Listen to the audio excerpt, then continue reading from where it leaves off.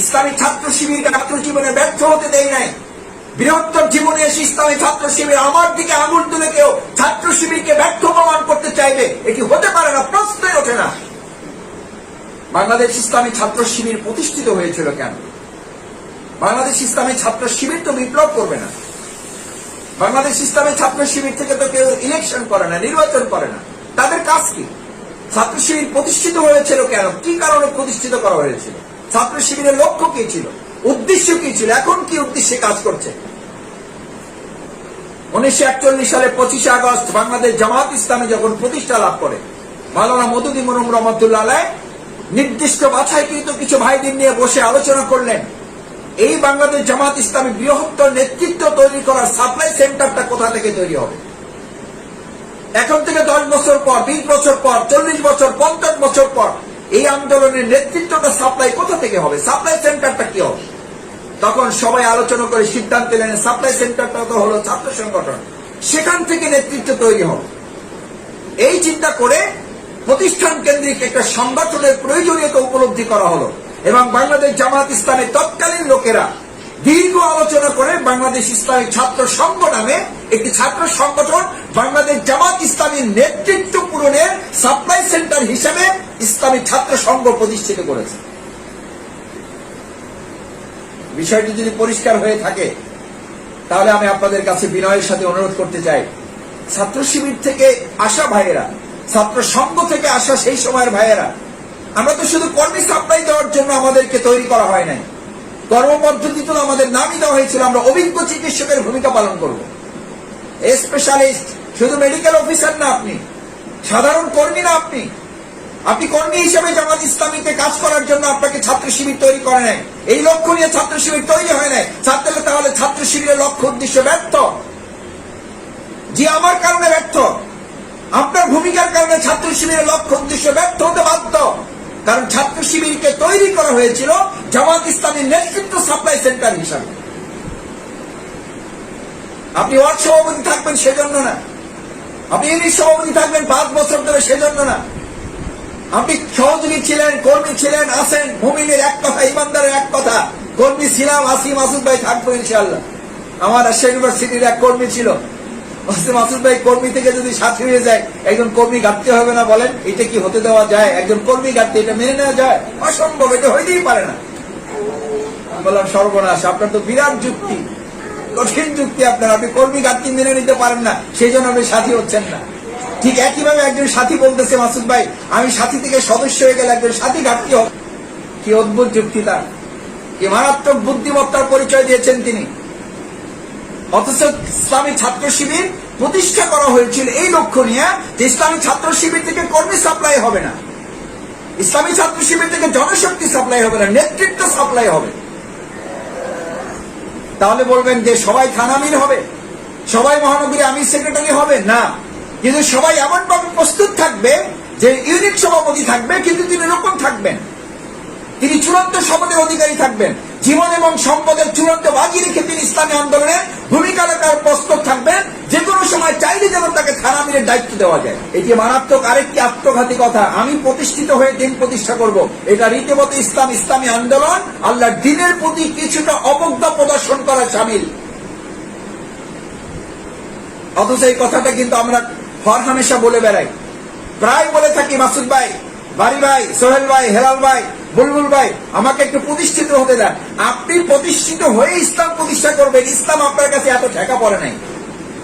Masters pass করেছি কিছু করে চাকরি করে খাওয়ার জন্য না, পিএইচডি ডিগ্রি করেছি এটার জন্য না যে মানুষ আমাকে সম্মান দিবে, এটা করেছি ইসলামী আন্দোলনের জন্য। কেউ যেন আমাকে কটাক্ষ করতে না পারে, আমাকে যেন হ্যাঁ প্রতিপন্ন করতে না পারে, আমাকে যেন ছোট করতে না পারে, দিন প্রতিষ্ঠার কাজ যেন মাথা উঁচু করে করতে পারে, বাতিলের মোকাবেলার জন্য আমাকে কেউ বুদ্ধিভিত্তিক কাজে যেন আমাকে হারিয়ে দিতে না পারে।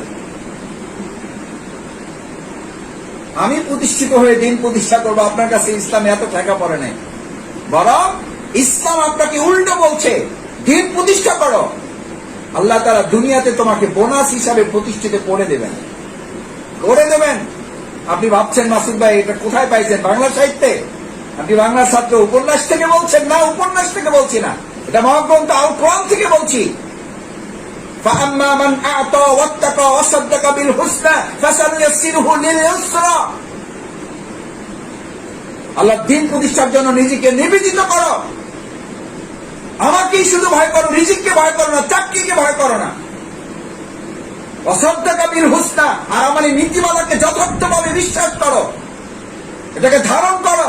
ফাসানুয়াসসিরহু লিল ইউসরা, গোটা দুনিয়াটা আমি তোমার জন্য সহজ করে দেবো। ওয়া আম্মা মান বাখিলা, আর যদি এই ক্ষেত্রে কৃপণতা করো, নিজের মতো করে জীবন পরিচালনা করো, সময় দিবা না, পরিশ্রমের কোরবানি করবা না, সময়ের কোরবানি করবা না, মতের কোরবানি করবা না, কার্পণ্য করবা, কৃপণতা করবা, অর্থের কোরবানি করবা না। অস্তাক না, এটা তোমার বাড়াবাড়ি, এটা তোমার সীমা লঙ্ঘন, এটা তোমার লাগামহীনতা। ওয়াকাজ্জাবিল হুসনা, এবং আমার নীতিমালাকে রীতিমতো অস্বীকার করা, আর তার পরিণতি হচ্ছে ফাসানিয়াসসিরহু লিল উসরা, ওটা জীবনটা আমি তোমার জন্য কঠিন থেকে আরো কঠিন করে দেব। যে ব্যস্ততার মধ্যে এই ব্যস্ততা আরো তোমাকে গভীরে তলিয়ে দেব। ব্যস্ততার গভীরে তুমি হাবুডুবু খেতে বাধ্য থাকবে। ব্যস্ততা থেকে তুমি আর সেখান থেকে বেরোতে পারবে না। আত্মপ্রতিষ্ঠা করে দিন প্রতিষ্ঠা নয়, বরং দিন প্রতিষ্ঠা করে আপনি আপনার জীবন প্রতিষ্ঠার জন্য আল্লাহর সাহায্য পাওয়ার উপযুক্ত হওয়া। আপনি প্রতিষ্ঠিত হয়ে দিন প্রতিষ্ঠার সময় আপনার জীবনে কোনো কালে আসে নাই, আসবে না, আসতে পারে না, অসম্ভব। সেজন্য স্লোগানটা চেঞ্জ করতে হবে আমাদের। আপনি প্রতিষ্ঠিত হয়ে দিন প্রতিষ্ঠা নয়, বরং দিন প্রতিষ্ঠা করতে করতে আপনি প্রতিষ্ঠিত হওয়ার চেষ্টা করলে আল্লাহ তাআলা বরকত দিবেন, আপনার জন্য সহজ করে দেবেন, না হলে আরো জীবনটা কঠিন থেকে কঠিনতর করে দেবেন। ব্যস্ততা দিয়ে দুই হাত পরিপূর্ণ করে দেবেন, অভাব জীবনে দূর হবে না। হাদিসে কুদসির বর্ণনা, ইয়া বানি আদম, আমি বনি আদমকে সৃষ্টি করে তার সাথে ব্যস্ততাও দিয়েছি। এই ব্যস্ততা থেকে মুক্ত হয়েছে, দিন কায়েমের আন্দোলনে নিজেকে সামিল করবে, আমি তাকে দুটো পুরস্কার দেব। প্রথম, নাম্বার 1, তার হৃদয়টা, অন্তরটা প্রশান্তি দিয়ে ভরে দেব। 2, আমি 2 নম্বর তাকে পুরস্কারটা দেব, অভাব তার ধারে কাছেও ঘেঁষতে পারবে না, অভাব তার ধারে কাছেও ঘেঁষতে পারবে না। অন্তরটা প্রশান্তি দিয়ে ভরে দেব। আর কি চান? গোটা পৃথিবী তো প্রশান্তির জন্য ছুটে বেড়াচ্ছে, প্রতিযোগিতা করছে, কম্পিটিশনে ব্যস্ত। আপনি আমি পাগল পাড়া প্রশান্তির জন্য একটু, আর আল্লাহ তাআলা সেটা দিয়ে দেবেন যদি ব্যস্ততা নামক এই জায়গা থেকে আপনি সরে গিয়ে আল্লাহ দিন প্রতিষ্ঠার কাজে নিজেকে আত্মনিয়োগ করতে পারেন। আর যদি তা না করি আমি, আল্লাহ তাআলা এবার বলেন তাকে দুটো শাস্তি দেব, একটা পুরস্কার আর একটা তিরস্কার। পুরস্কারটা হচ্ছে তার অন্তরটা প্রশান্তিতে ভরে দেবেন, আর তার জীবনে অভাব ধারে কাছে ঘেঁষতে পারবে না। আর তিরস্কারটা হচ্ছে যদি সে এই ব্যস্ততা থেকে মুক্তি নিয়ে আমার দিন কায়েমের আন্দোলনে নিজেকে সামিল না করে, তাহলে আমি প্রথম তার 2 হাত ব্যস্ততায় পরিপূর্ণ করে দেব, ব্যস্ততা আরো বাড়িয়ে দেব। ব্যস্ততায় হাবুডুবু খেয়ে তলিয়ে যাবে, সে হারিয়ে যাবে দুনিয়ার ভিতরে, সে না দিন পাবে না দুনিয়া পাবে। আর কোন কালেই তার অভাব দূর হবে না, কোন কালেই তার অভাব দূর হবে না। আমার সম্মানিত ভাইয়েরা, আল্লাহ তাআলার এই সমস্ত নীতিমালাকে আপনি আমি হয়তো বলবেন, মাসুদ ভাই আমরা কি এগুলো চ্যালেঞ্জ করছি, আমরা তো এগুলো মানি, বিশ্বাস করি। সেই জন্য আসুন আমরা এই কথাটুকু বলতে চাই যে ব্যস্ততার দোহাই দিয়ে, কোন অজুহাত দিয়ে, নামাজ থেকে তো কোন ইমামের কাছ থেকে আপনি ছুটি চান না। ব্যস্ততার কথা বলে কোন ইমাম সাহেবকে ফোন দিয়েছেন, হুজুর আজকে ব্যস্ততার কারণে জুমার নামাজে আসতে পারবো না, ছুটি চাই। পৃথিবীর এরকম কোন বাহাদুর ইমাম আছে যে আপনাকে ছুটি দিতে পারে নামাজ থেকে? পৃথিবীর এমন কোন বোকা মুসল্লি পেয়েছেন দুনিয়ার ব্যস্ততার জন্য কোন ইমামের কাছ থেকে ছুটি নেয়? কিন্তু আমার এরকম বোকা ইসলামী আন্দোলনের লোক আমরা খুঁজে পাই, দায়িত্বশীলের কাছ থেকে 6 মাসের ছুটি নিয়েছে। আপাতত আমাকে কোনো কাজ টাজ দেন না, আমি 6 মাসে একটু আমি কাজ গুছাইয়া তারপর ইসলামী আন্দোলনে কাজ করতে চাই। কত বড় দুঃসাহস আপনার! ওই 6 মাসে আপনি বেঁচে থাকবেন, তার কি নিশ্চয়তা আপনার কাছে আছে? কি নিশ্চয়তা আছে আপনার কাছে? হাত্তা জুরতুমুল মাকাবির, কবর পর্যন্ত চলে যাবেন, ব্যস্ততা নামক এই কাজ থেকে আপনি বাঁচতে পারবেন না।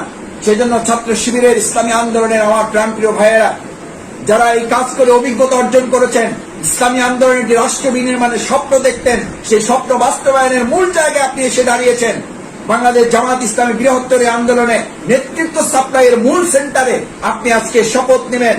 যে শপথ আপনার ছিল সেটা একটু পুনর্মূল্যায়ন করবেন, একটু নবায়ন করবেন, এটাকে একটু রিনিউ করবেন। শুধু আপনার তো সাথী শপথ ছিল, সদস্য শপথ ছিল, আপনার তেলাওয়াত ঠিক করা আছে, সিলেবাস পড়ানো আছে, আপনি সময় দিতে জানেন, দাওয়াতি কাজ করতে জানেন, অভিজ্ঞ মানুষ, নিষ্ক্রিয়কে সক্রিয় করতে জানেন, সক্রিয়কে আরো সক্রিয় করার কৌশল